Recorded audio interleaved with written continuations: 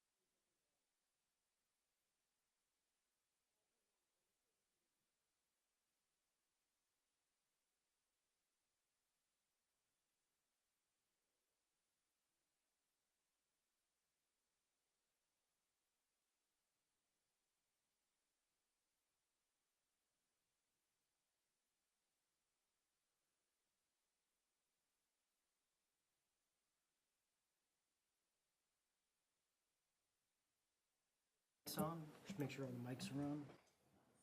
Your mic isn't on. Yeah, I'm gonna wait till we start. We're gonna wait a couple minutes. Alex Friedman is running a little late, so I don't wanna start without him. Do you want to tell people? We're gonna wait a little bit because we're missing a town board member, so we'll start the meeting shortly. For all of you at home.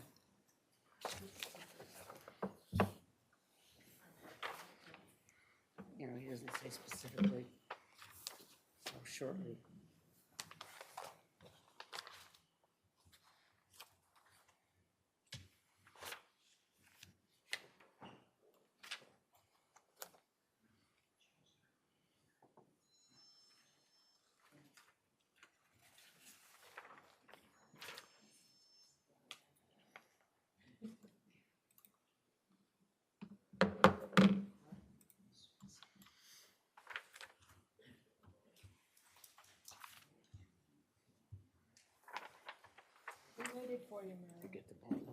Actually, we're waiting for Alex, so. Just checking. Weather hasn't been good. I got lucky Monday. We, I just throw it in and kind of clean it as I go. had a bunch of damage to our dock and Oh, winter? boat lift, yeah. Right at the end of the year, it got warm and her face was melted, but it was on the other side of the lake. That really big storm. We're doing their zoning code up. Right up against my neighbor's dock. But I haven't, On shore, Yeah. on It's been 25 years. similar, Far up, you it's know. never happened. Every community's got the issues Oh, there he is. to work through. So I hadn't pushed it like 10 feet further than it normally goes, and it's just the pressure just, Was it anchored? well. I don't know if you got the text that I sent you. Yeah, I did. The problem there's a And we head. waited for you. Thank you. Pushed it right into that. And you're had chairman nowhere of the to other go. committee now I was too. gonna say. What? You're chairman of the committee we discussed. Oh, cool. Yeah, just give me all your other responsibilities. No public comment. I can see everybody now. I just got my new contact lenses. So. I don't know, because honestly, my head's been in planning board today. Couldn't see us before? All right, Kind of. good evening, everybody. Thanks for coming out. Familiar faces. First of all, this is a town board workshop to, hopefully a final workshop regarding our zoning code update.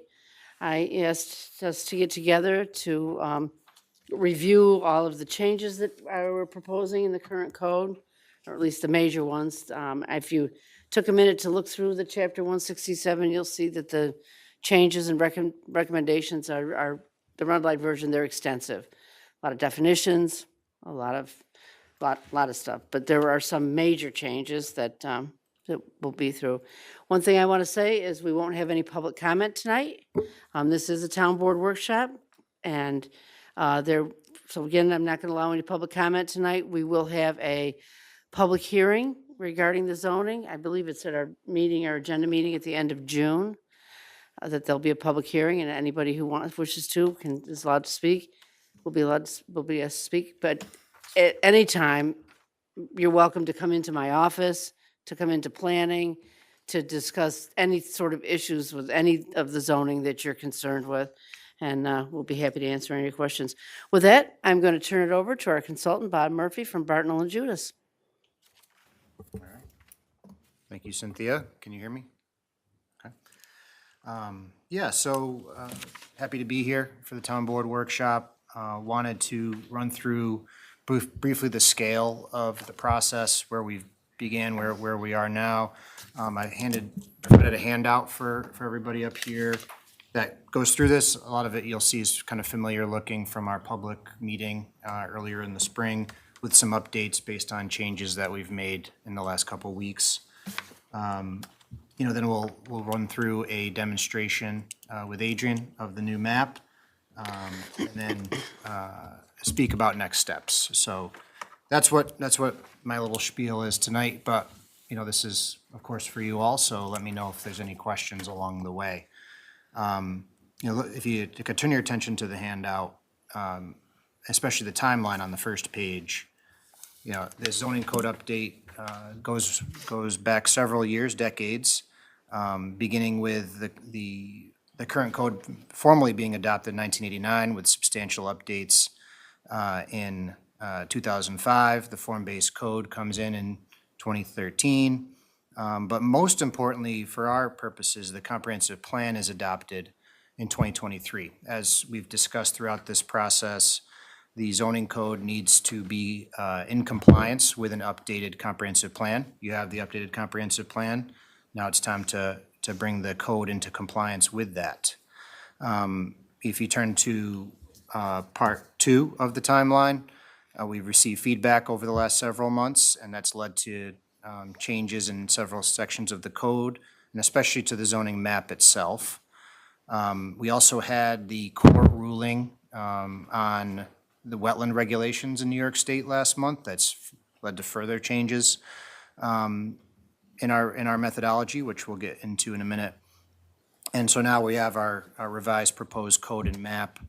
And then in June and the first week of July, be moving into the public hearing, seeker compliance, and adoption process as the moratorium ends at the beginning of July 6th. So that is where these changes came from principally. If you look at our project process, we are going through that iterative process, hearing from the public, making some revisions based on that court ruling as well. And this is common practice in the zoning world, zoning update world. You'll see our methodology here as well. I went through this before, so I won't go through it again, other than that we've had several meetings since then and some revisions based on the feedback heard, particularly to the LC district.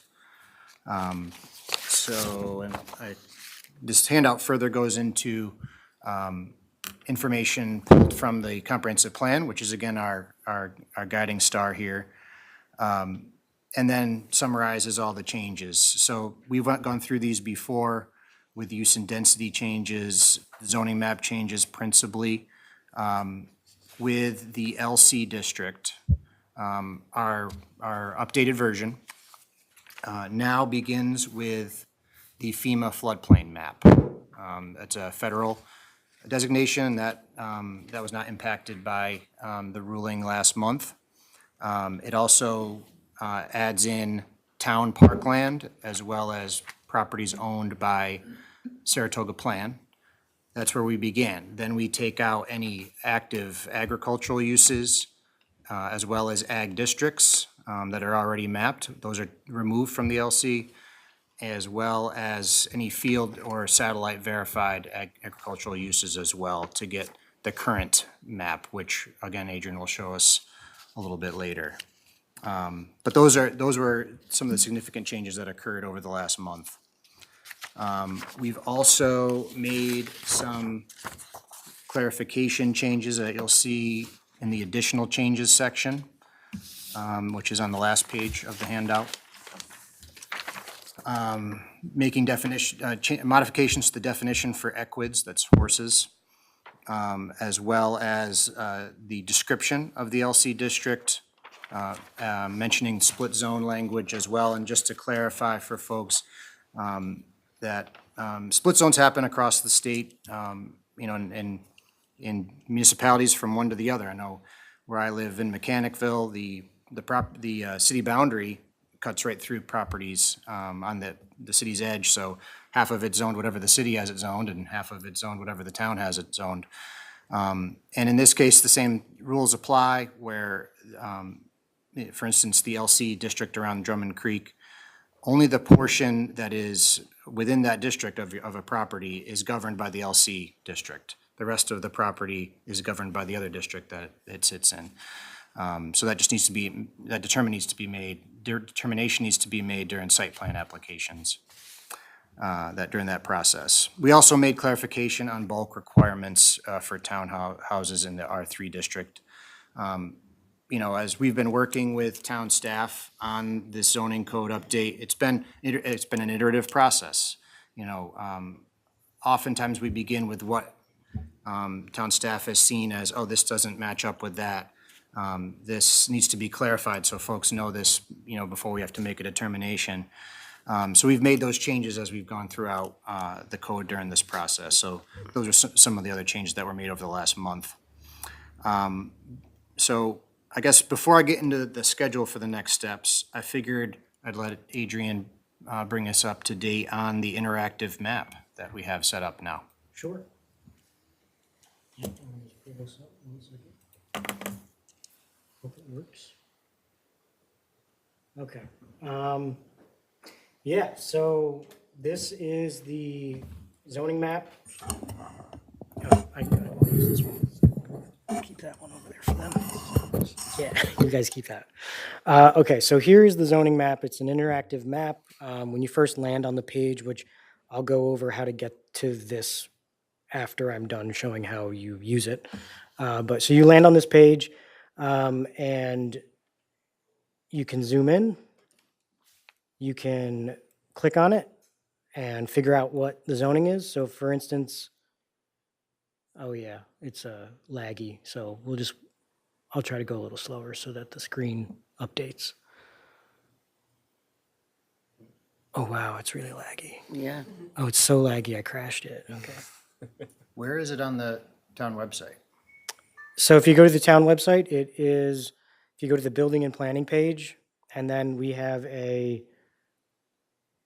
there we go. We have a sub page on that page dedicated to the zoning workshop materials, and the May 21st, it's in that, under that May 21st header, but I'll show that. Okay, so let's say I wanted to figure out what the zoning was for this piece of land right here. It'll pop up with this little neat pop-up that shows you what the zoning is. You can hit zoom to, and that will zoom to the entire extent of that zoning district. And it's just taking a second to catch up to us. Okay. There we go on my end. There we go. Yep. So then if I wanted, to see more about, like, you know, what the parcel is, to kind of have some context, you can click one of these little arrows here.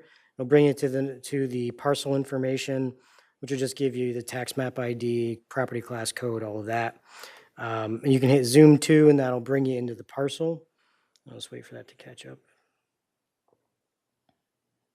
It won't be this laggy when you do it on your home computer. It's just laggy because our internet's our internet.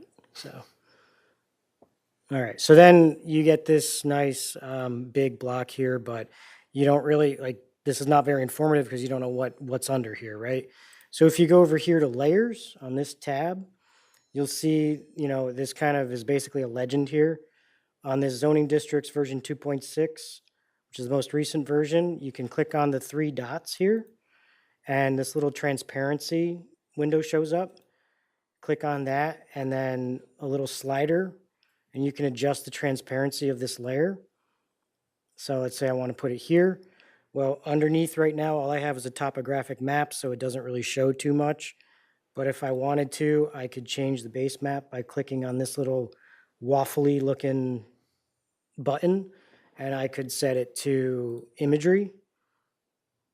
And then we can see, oh, that's the racetrack, Albany-Saratoga Speedway. So you can pretty much do this all over the map.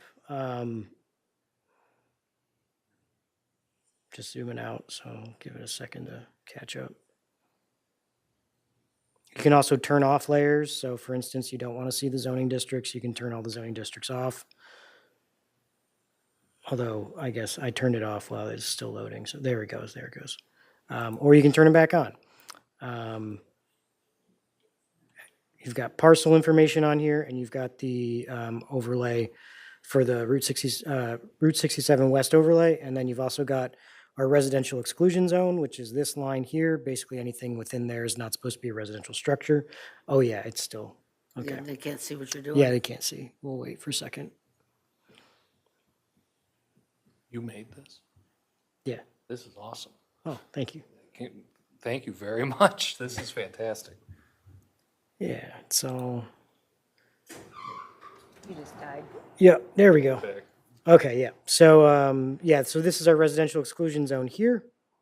This line, this kind of polka dot overlay is the 67 West overlay, and then the C2 is underneath it. So for instance, if you wanted to see where the new LC is going to be, you could zoom out. And then I'm just waiting for it to catch up.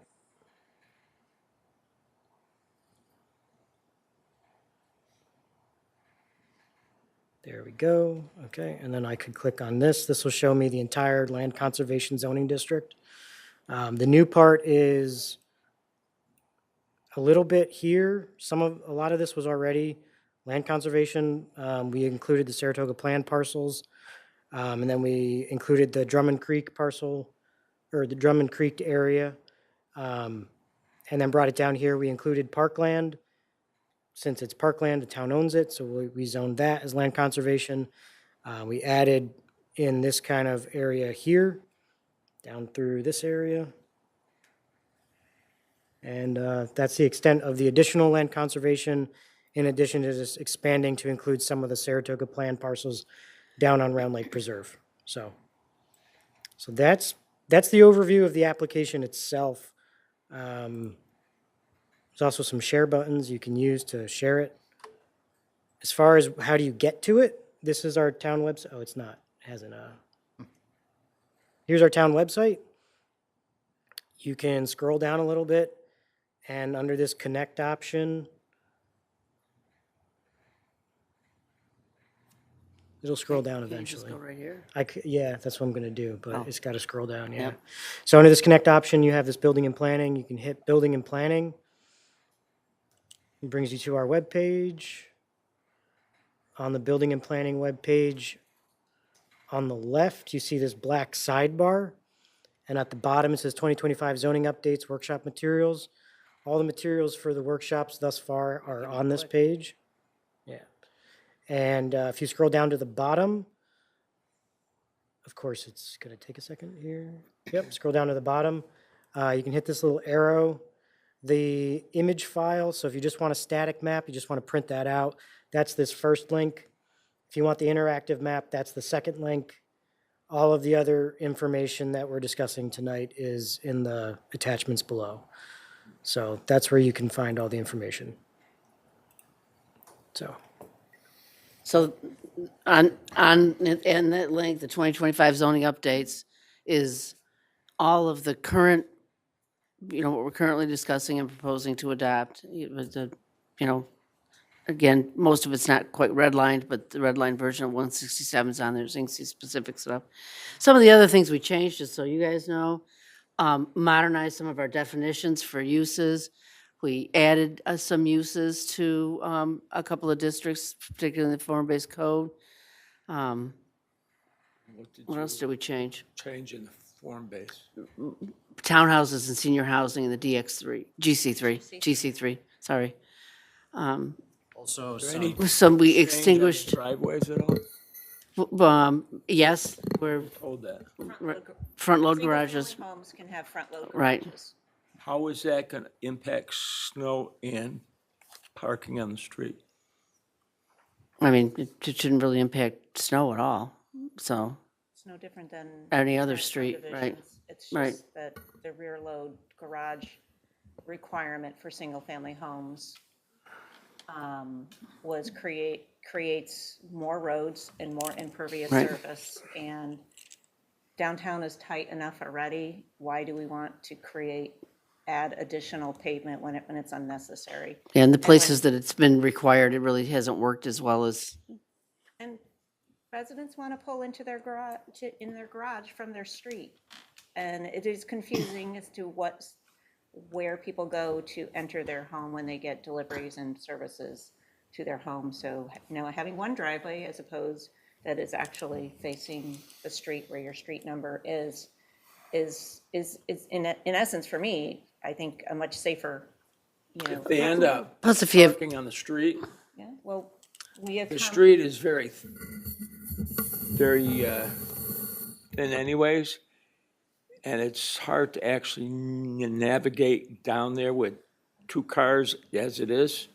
We have, for residential zones, so we are getting into into project plan review now. The form-based code and roads must meet New York State Fire Code regardless. So that road is actually wide enough, and we have, It is wide enough? Yes. yes, if you go down Dunning into the new project, Dunning Street, that project in Emma Lane can accommodate on-street parking and drive aisle, because we said, do not stripe the on-street parking, so that if it happens, we can still, it's quite wide through there. So if you drive down that, That seems wider than the, some of the other streets. So here's another thing to consider. I have a friend who I currently visit, that I visit regularly on Ventura. Because the driveway is at the rear of her house, when you have guests, I don't park in her driveway because I'm not going in through her back door. I'm gonna ring the doorbell on her front door. So if the driveway was front load, I would park in her driveway rather than on the street. So it just makes more sense. just remind you, Ventura Court is not form-based code. It Oh. was not, that was done under a Okay. planned development district. Okay. And that was approved in 2003 or 5, and Yeah. because of the issues we've had over in Ventura, and we realized that that really doesn't work. Right. You know, that rear load garage area does not work well in Malta. So a couple of other changes that we made, we extinguished a couple of PDDs to encourage the redevelopment. One of them is the, Real quick, you're summarizing changes overall. yes, Yes. Just so that the public understands, these aren't changes that have been made since our last update. No. This is through the process. through the process. So these right. were subject to many previous board Exactly. discussions, Right, reviewing each neighborhood and going through Right. all of this. yes. This is Many just workshops. summarizing Right. what's happened through the whole process, not Not since our the last last meeting. meetings and things of And that. nature. mostly, like I say, this meeting, why I wanted to have this meeting was to make sure that our newest members, and, you know, it's been a while that we've been working on this, remind us of what sort of changes we made in the code overall. So the two PDDs, one of them was the, where the governor's tap room is, hoping to spur some redevelopment there. I don't know if you know where that is. What's the second one? Just for trucks. Oh, just for trucks, yep. And we, you know, rezoned a couple of bank-owned properties that were zoned for office buildings, and we know now since the pandemic, nobody wants to build an office building anymore. So, just to kind of spur some of that in our downtown. Regarding the LC issue, I understand what we wanted to do in the town. My belief is, seeing that we've gone through this before and the hurdles, I would say, you know what? Let the DEC handle it and FEMA. We don't tell them what to do anyways. Why can't we just exclude that? Well, one of the things is, Let it happen at right, why we did in all our other PDDs. Why we felt like we needed to address that is because the protection of the Drummond Creek watershed is actually mentioned in 5 different places in the comprehensive plan. It's a townwide recommendation, and it's a recommendation in each of the 4 neighborhoods that the creek went through. I believe that the current map that we have is the least disruptive of LC as it possibly can be. Affect any properties as such? Well, a couple, but not, it doesn't really affect them in any really substantive and significant way, so. I believe in the owner's rights, and therefore I would say exclude it. Where applicable. You know, like I say, we listened to residents that came and were concerned, and we addressed those, I think, adequately, There is some in my opinion. And Instead of getting ourselves into other issues that we've had in the past, and they were not nice. And I just say, avoid that costly avenue. It could get very costly.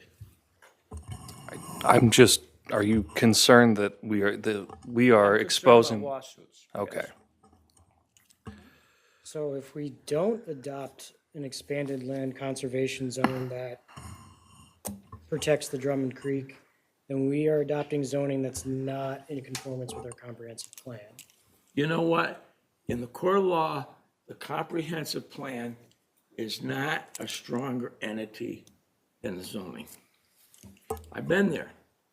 I've been to towns with my son, and I worked with other lawyers on it, and I was told the comprehensive plan does not take authority over your zoning. And if we're gonna get ourselves into. It's supposed to guide our zoning. It's supposed to guide it, but it doesn't rule over the zoning. So if I could jump in there. So you're correct. The comprehensive plan is a guiding document. It's Right. not a regulation. However, your zoning code is, and it does need to be in compliance with your comprehensive plan. So it's how you implement your comprehensive plan. But we're not overruling the DEC. Their actions and FEMA's and the flood control dictate what we do. Why are we putting ourselves in harm's way? I can say, show it, but don't define it. Show it as a reference, therefore, when somebody comes back and say, well, what is it on a survey? You haven't supplied it yet, which is impossible. But it's been drawn up. We don't have to answer that. It's not our control. I mean, DEC's and it's FEMA. well, we may have to agree to disagree on that, Craig. I'm uncomfortable with adopting other changes that are recommendations in the comprehensive plan without at least attempting to address an overriding theme. I mean, there's others that we chose not to. I mean, one thing is Malta Ridge, and Malta Avenue Extension, or Malta Avenue Extension, all that area, and Brownell Road are all, called out in the comp plan to try to protect the rural character of those areas.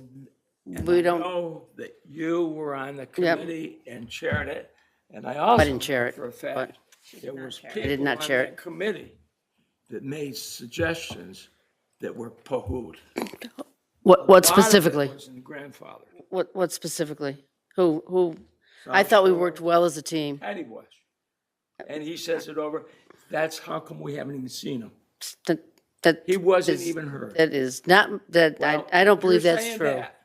This is what I've heard from individuals that sat on the committee. And as I have said, the form-based code and the density, the concern that I have is that we're changing the driveways to the front and it all sounds good.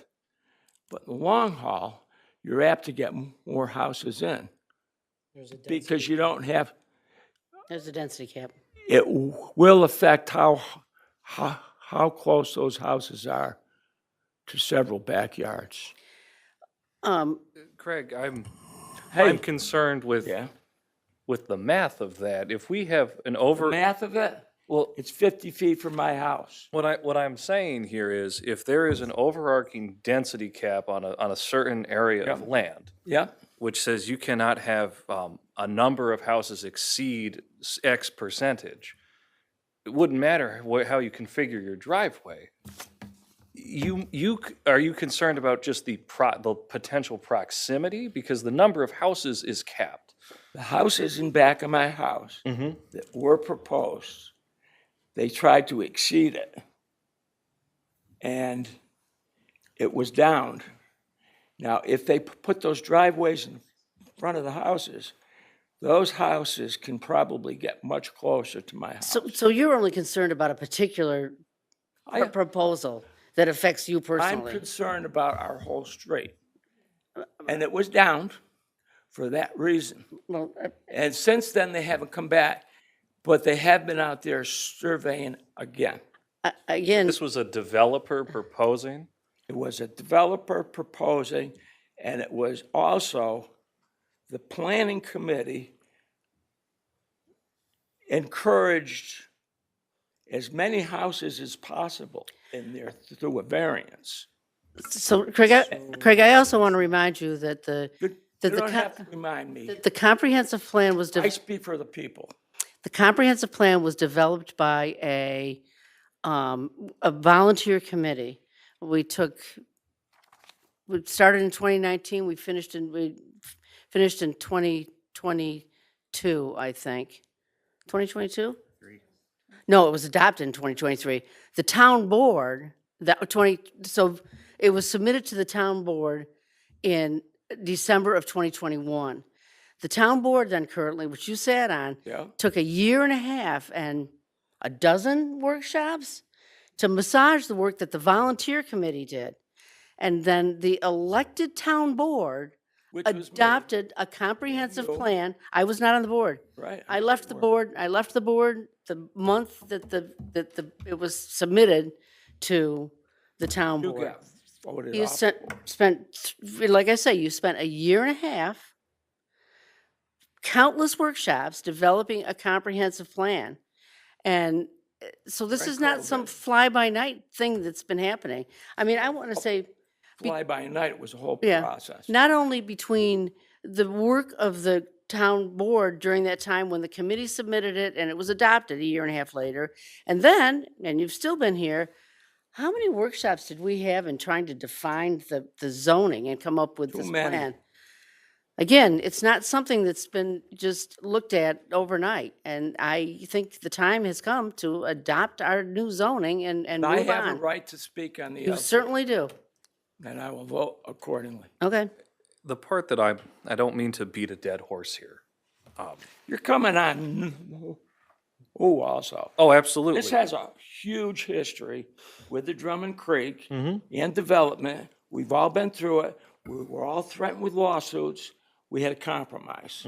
This is a compromise. Mm-hmm. And that's what I'm trying to get more perspective Yeah. here, because That's good. if the concern is you're worried about density and you're coming down on the Right. driveway portion here, I don't see how our zoning laws and 167 code is the problem. It seems that you have issues with the potential of a variance.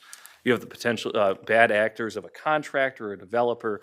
A What is, particular project. yeah, A particular project But that's- and the future of the form-based code. but that's. What is it, the effect on other residents in town, But that's the point that including my neighbors? I get that. What I'm And trying. I got a right to speak about it. Exactly, and that's why I have a right to ask questions. And from what I was told, the driveways are a huge impact on how the form-based code is going to affect many, many houses. Number one, that parcels that has been for sale for $4.5 billion has been sold or sale for a long time. Personally, the form-based code, I don't think that is a very good transition. Okay. It's not at a street. It's been going over and over, has some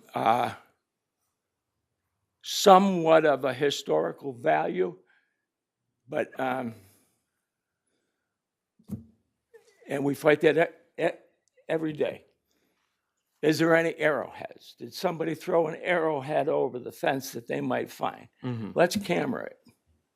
It's just, these are the development problems that we have burdened our town with on the form-based code, which I started just after that. It's not perfect. I know it's not perfect. But people don't like a lot of density. And that was very clear on the comprehensive plan. I'm willing to compromise on it.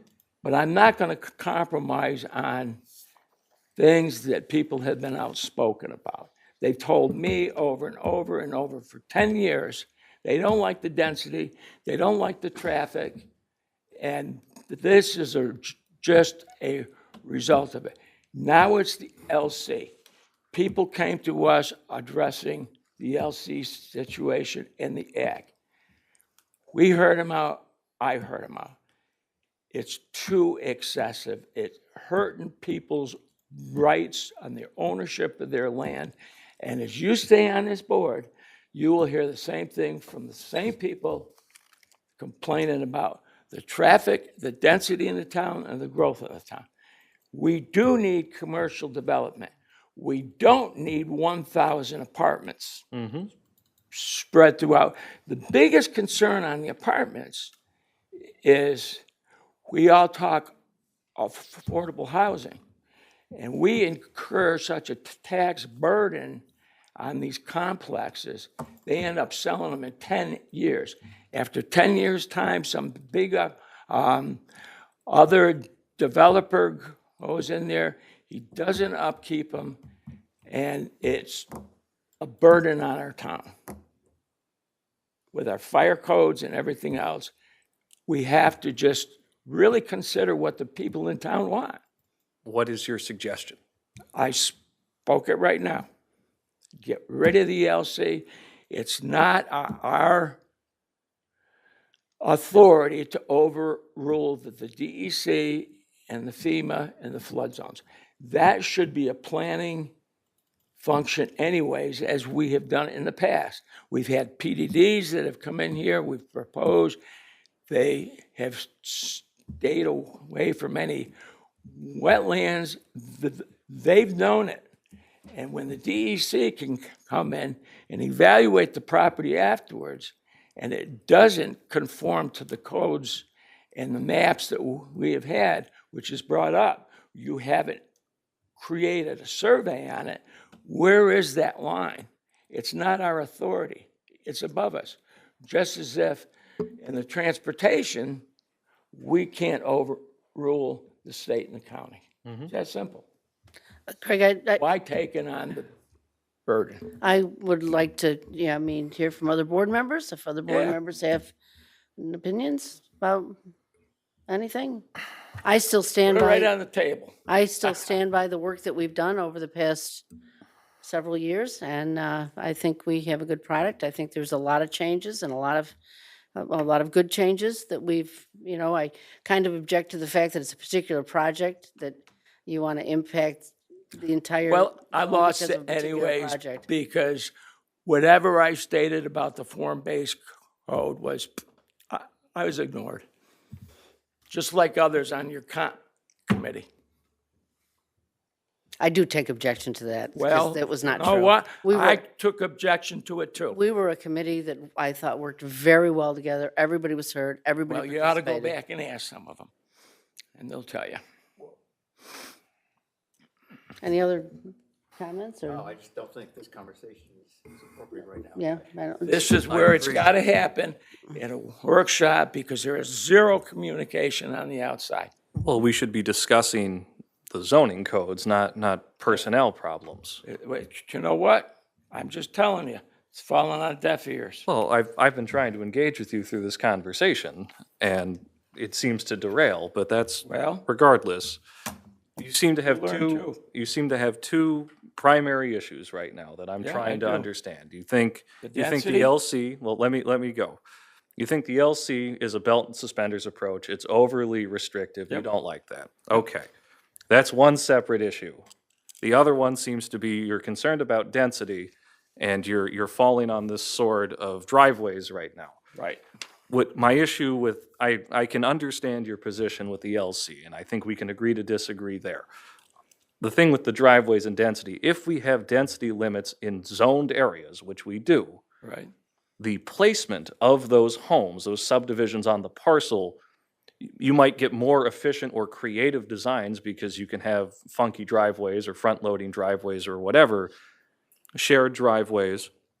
But what I don't understand is if you have an overarching, overruling density requirement, Maybe I'll get called up on ethics code now, right? I see her over there smickering, so, Craig, There's Craig, no- happened before. Craig, Craig, I'm sorry. Yes. That's That's just- disrespect to yes, me. Craig, Yeah, hey, you know what? As a Careful. town board, careful, Wow. okay. Greg, I'm just trying to ask you a question. I'm trying to understand. And I told you, I have a concern about these things here. You know what? And I just leave it at that. I tried my best. Okay, I mean, and you, like I say, I respect your opinion. I just I just I wanted to disagree. understand your point. Yeah. That's where all I was coming from, because in my mind, I hear if we have an overarching density line, for a zoned area, Yep. I'm trying to understand why do you not believe that's sufficient? That's what I I'm trying to believe the understand. density in this town is getting too dense. Mm-hmm. That's what I think. It's been talked about. We try to deal with it, we scale it back some. I still get a lot of pushback on it. It's affecting traffic in town substantially. It's affecting roads. I hear snow removal in the form of the base district is not really planned for, because the on-street parkings, we've had to address it. Overall, it is what it is. Okay. There are, just to note, we did effectively reduce the density of apartments. When we rescinded the law, we reduced the density of apartments by 20%. That's There- the senior citizen density bonus, right? Yes. Thank you. And 2017. in 2017, We it was adopted in 2017, we rescinded it just recently. The other thing is, I still contend, this is kind of outside the scope of this meeting, a lot of our traffic concerns are that adjacent municipalities, there's another proposed apartment complex in the town of Stillwater for 400 apartments. And as you drive down East Line Road, there's huge housing developments in the town of Boston and the town of Stillwater. and I They're all read- coming to getting on exit 10 and, or exit 12 and exit 11. So, Read the residential housing output, and it was effective. Thank you. I mean, as a resident down by exit 11, I mean, I see the traffic all the time, and we are a part of that problem, and all of our neighbors are a part of that problem, and we have to find the best way to try and deal with that. Yeah. And I guess, my final question I'm right here. just telling you, I hear this from residents all the time. I know, and that's why What are I'm we talking doing to you about about it. yeah. That's why we're gonna increase it. Craig, can you please let Alex speak? So, and this is why I You just, know what? I spoke. Let's leave it at that. We're gonna vote on it.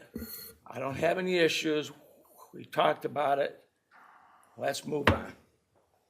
You can handle the LC the way Are there, you think is the best path forward for this town. are there any other major changes in the zoning that you guys can think of that we've changed that we think we should make sure In the overall process. in the overall process? I think one thing that came out of the comprehensive plan, this is on, right? Was to encourage infill development and protect sensitive areas. You know, we've talked about the LC area and its role in that one side of the process.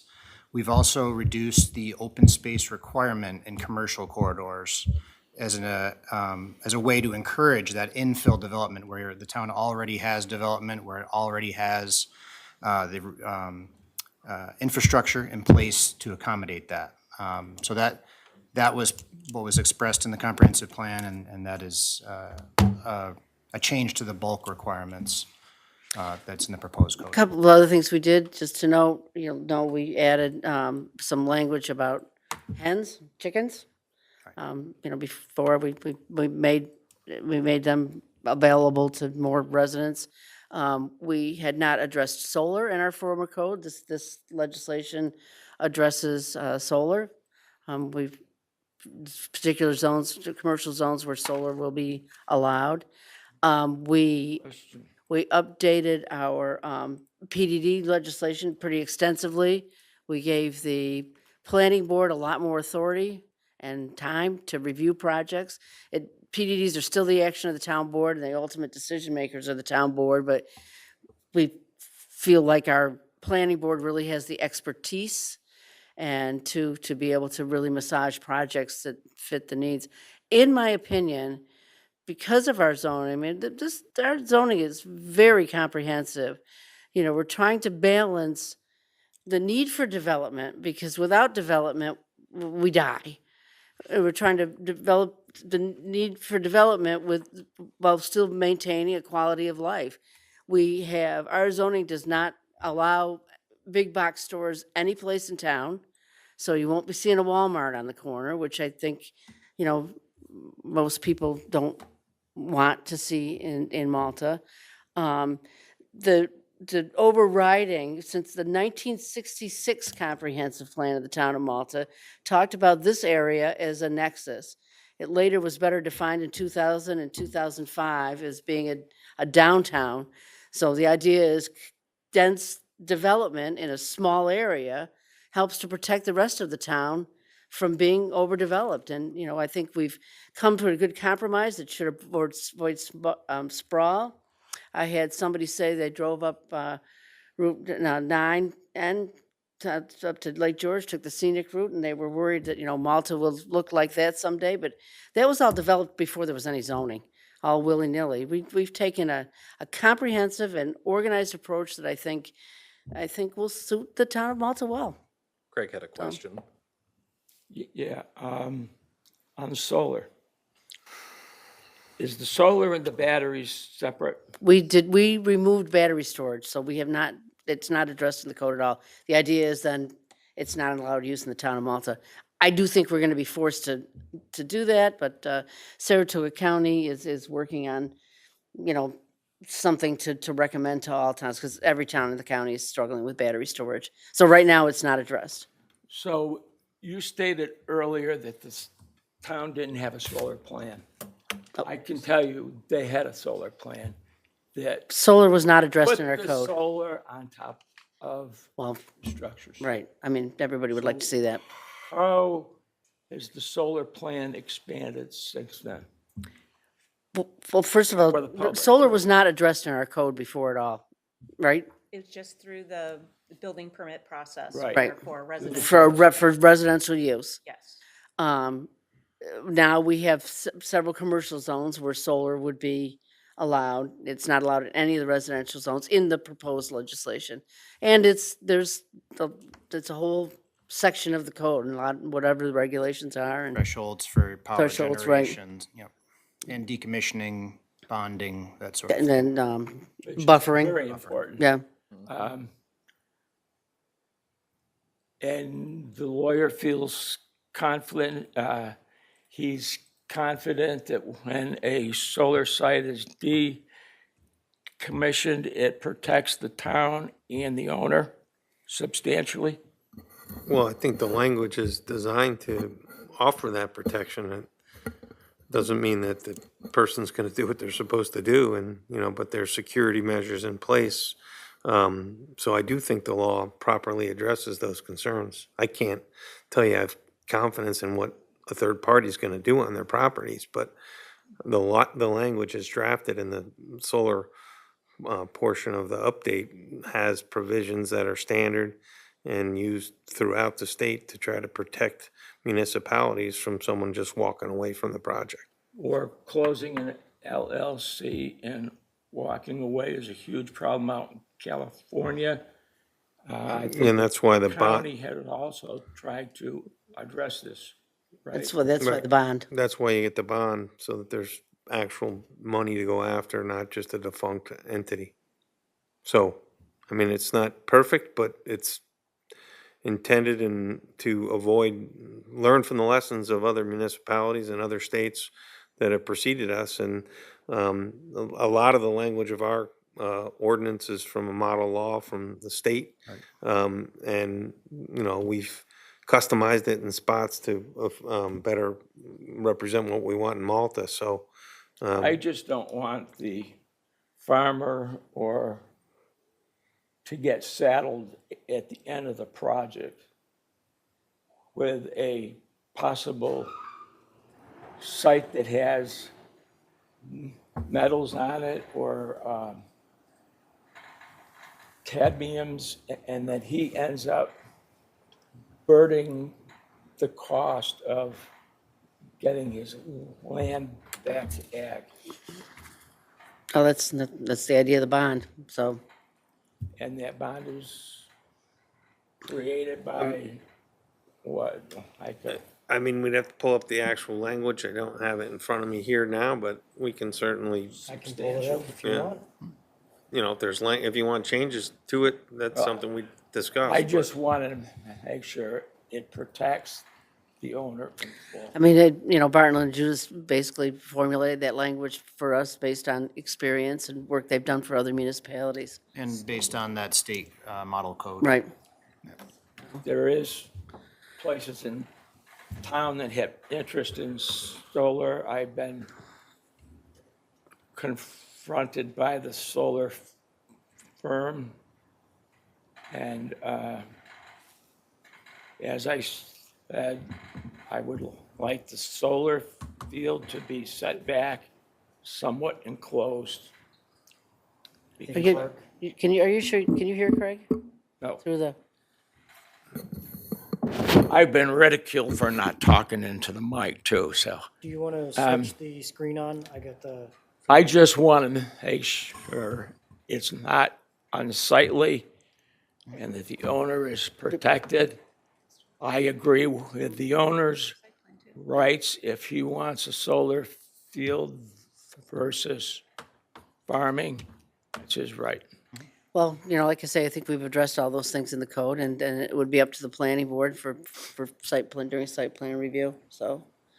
Any other things you think of that were major changes, minor changes? This isn't a question about any of the language, but in the off chance that we find something doesn't work, or it's not up to our standards, or something we don't like, if we are to implement this, how quickly can we react as a town?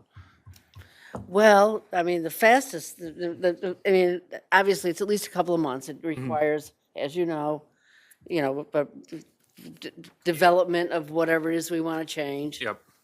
Could take as little as a month, maybe, if it was something we wanted to act on quickly.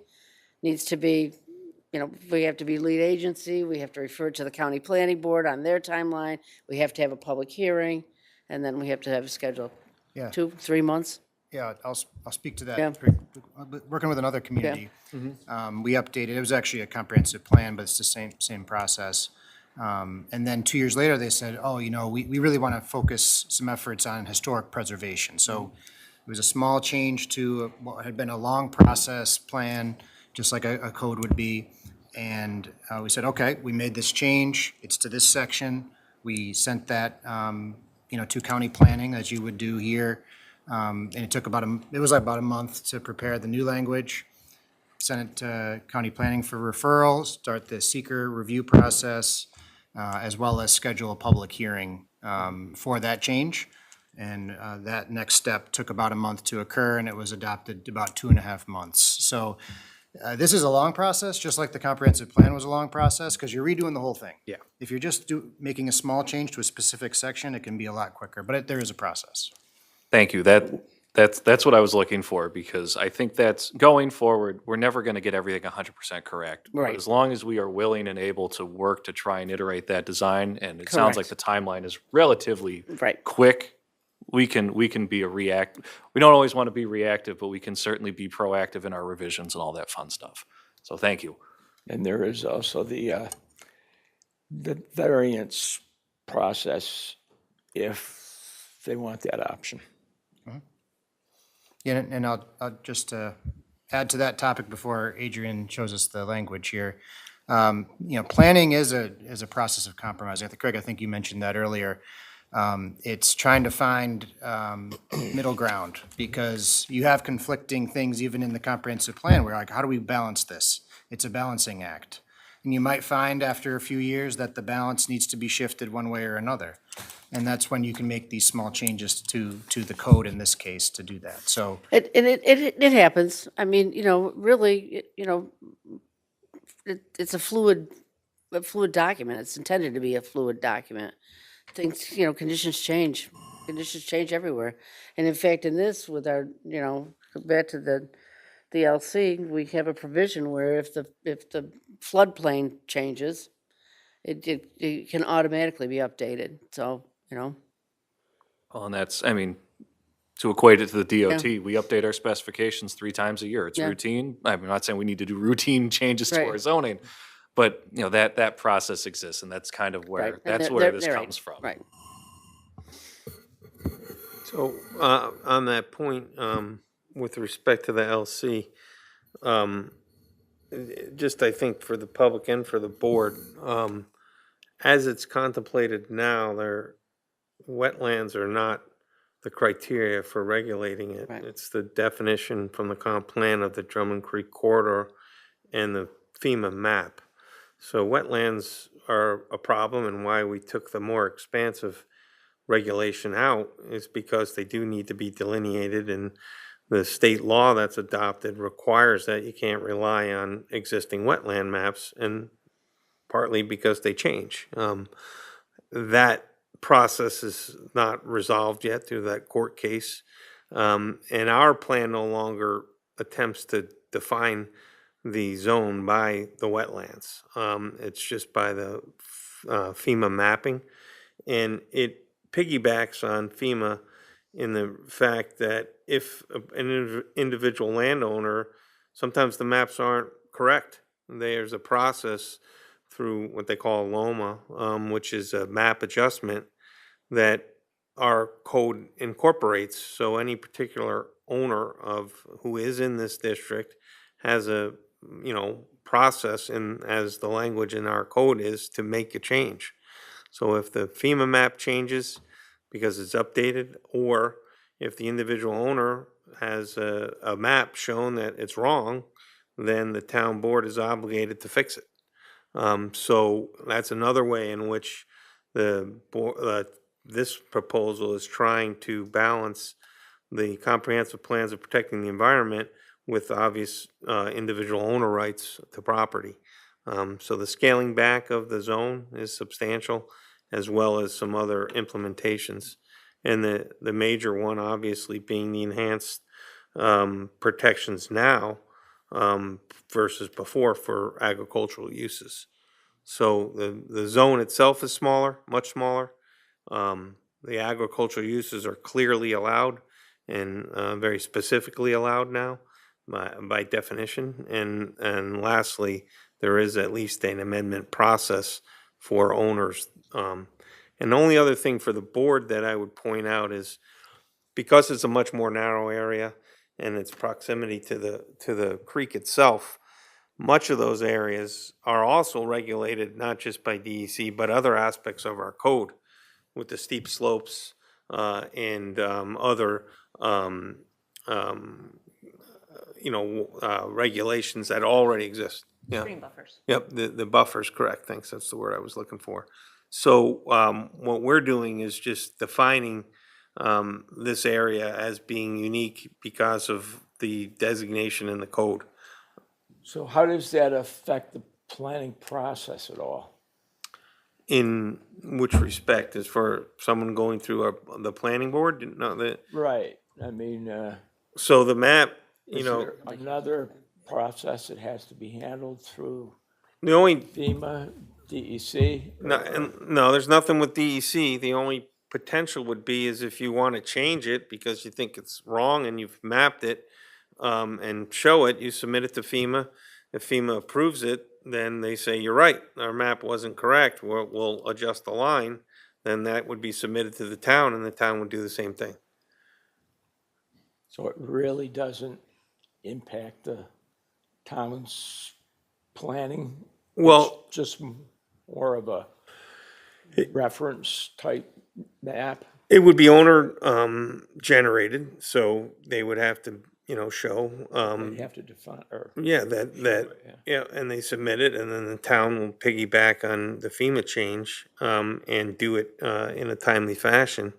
As far as the planning goes, it's like anything else. The map shows where the area is. When you go to do a subdivision or build your house, you survey it.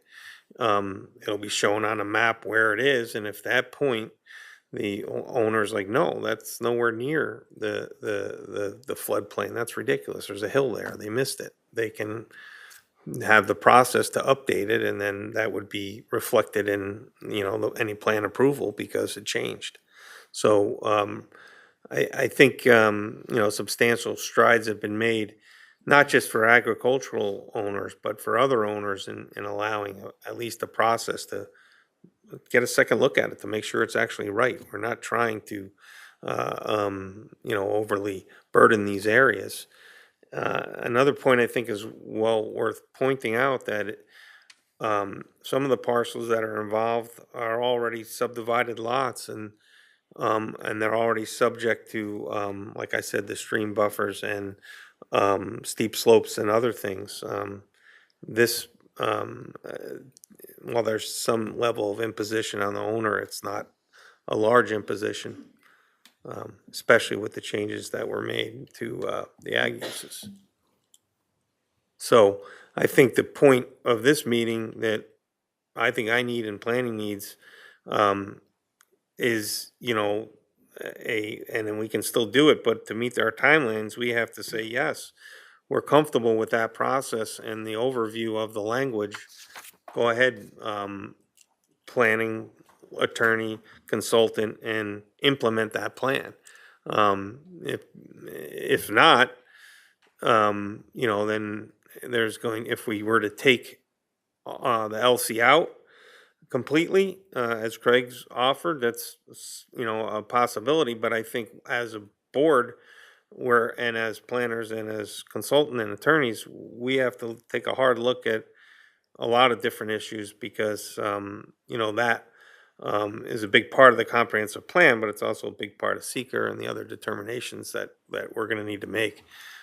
So, So you're fairly confident that the town isn't put into a negative position by a applicant I'm, going forward? I know it's a tough question, but there's a reason how come I'm asking it.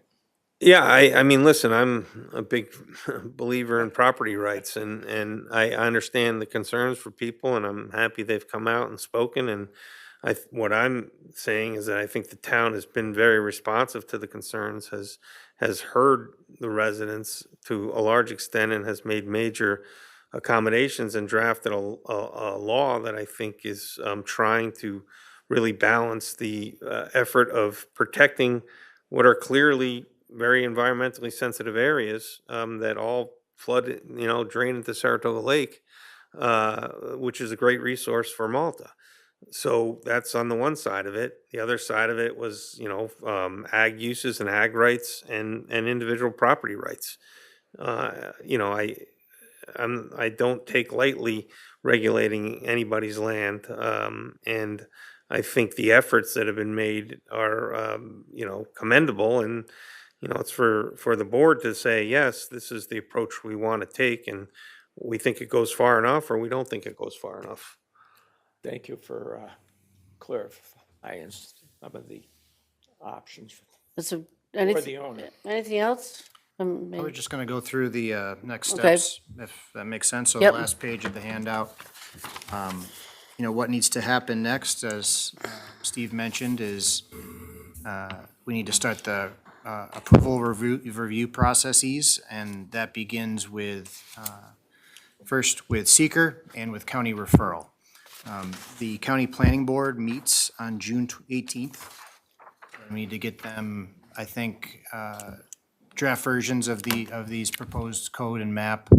I The think, summaries of the changes that we made since we referred it the first time. right, and that needs to happen in, I think, 2 weeks before that, that meeting on the 18th, so that needs to get sent to them, and if things change, they can change a little bit, but they can't change substantially.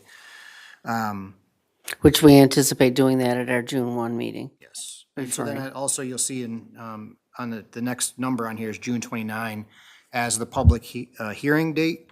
That's to be scheduled at that first meeting in June, on June 1st. We'd also intend to conduct seeker compliance during that public hearing on the 29th. And then July 6th, a week later, is the first town board meeting in July. And that would be when the town board could consider adoption of the new code.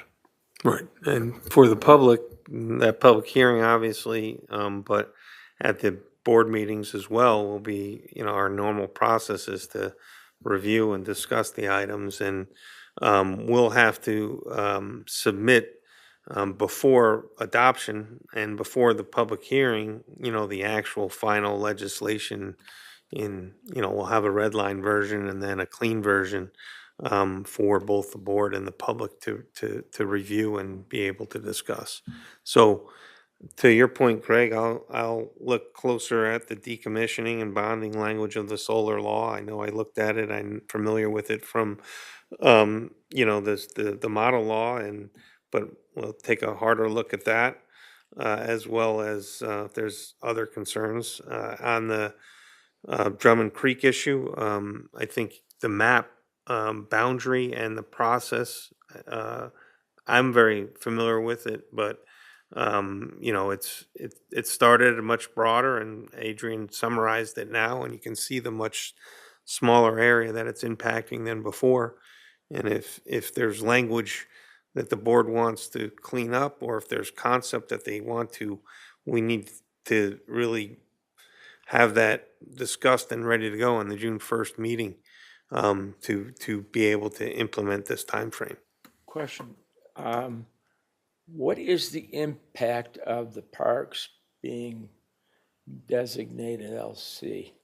Future Nothing. parks? I mean, they're, parkland's parkland, it can't be developed anyway, so. Well, it And we own it ourselves, Well, so yeah, I it's not mean, you- taxed. there is just a longer process. Yeah, you have to Right. get legislative approval to, And there has to be a reason. right, but I mean, the impact of it is once it's LC, I mean, assuming we feel that we have to comply with our zoning as a municipality, we can't do anything that isn't authorized in the LC zone.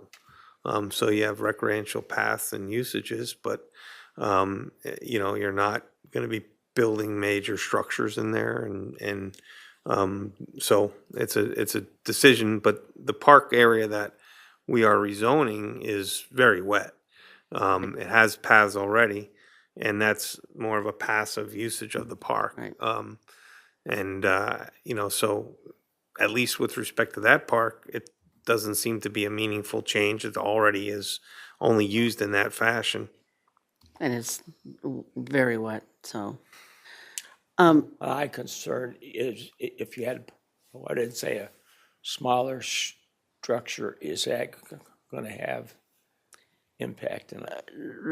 You wanted to build like a restroom or something? They have one. Has another one there. Restroom, pavilion. We're just talking about the one park. Yeah, yeah, all it is the, yeah, All right. I so. don't think there's any. A pavilion probably wouldn't be, I don't think there's any need to build anything there either, it's not, It's not the vibe. Right. It's a nature preserve, Right. so it's not like Yeah. it's not like Shenandoah, so. Right, and that's worth pointing out that we're talking about one particular park. This doesn't designate all parks. It's the one Right. that's along the Drummond Creek that is really a major drainage into Yeah. the lake. lake. Yeah. How about Saratoga Lake Park, or No, it doesn't No. impact that. Outlook? Nope. Observation point. Observation, no, doesn't impact that, or, I'm gonna have a, Yeah, we only did the one park. okay. That's, because it was, because of where it is and the nature of the park and, It's So- in the neighborhoods that recommend it. Right, Observation point's right, not in the neighborhood right. that recommends it. true. Okay, well, I have somebody back there that wants to ask a question. But is it a simple question? Like, I don't want a bunch of comment. You, I've got two questions that I think maybe you can solve. quick questions. Well, there are things that I feel like while you guys are gathered, you might want to know so that you can discuss. So is it a question or is it comments that you're gonna try to make? So, You're gonna have to come to a microphone so the people at home can hear you. And I'm giving you 30 seconds. So ask it quick. Oh, they're getting shorter. are you positive it's a letter of map amendment versus a letter of map revision? Because so the LOMA, I think what you're talking about Oh, is a LOMAR. Oh. And they're two very different things, and I know almost nothing about them, except this week it came up. Letter of map amendment, I believe, only deals with structures in the Oh, floodplain. It's a quick, relatively, for anything with FEMA, it's a relatively quick thing. Letter of map revision I believe, deals with land. That is like a $100,000 thing. But I think that's kind of what you're talking Okay. about. I think you're not talking about, does a structure exist in a floodplain? I think you're saying, is this land? In And the that's a floodplain, map okay. revision. So they're two different things, and I just thought it would be helpful to discuss. That's the Right, first we'll- thing. We'll look into that, The yep. second thing is, what I heard you say about the split zoning doesn't make any sense with the language of this footnote, so maybe just look at it, because the footnote says, and it's so tiny, I apologize. It says the bulk requirements listed here apply to the sum of both parcels. I got no idea what that means, so maybe just wordsmith that. That's chart. 9, footnote 9 to the residential zoning chart. And Alright. I heard what Bob said, but you guys haven't like talked about it, and I'm just Yeah. thinking it might make sense to chat Okay, about it. yeah, thank you. Thank you. Okay, that was helpful, Stephanie, so.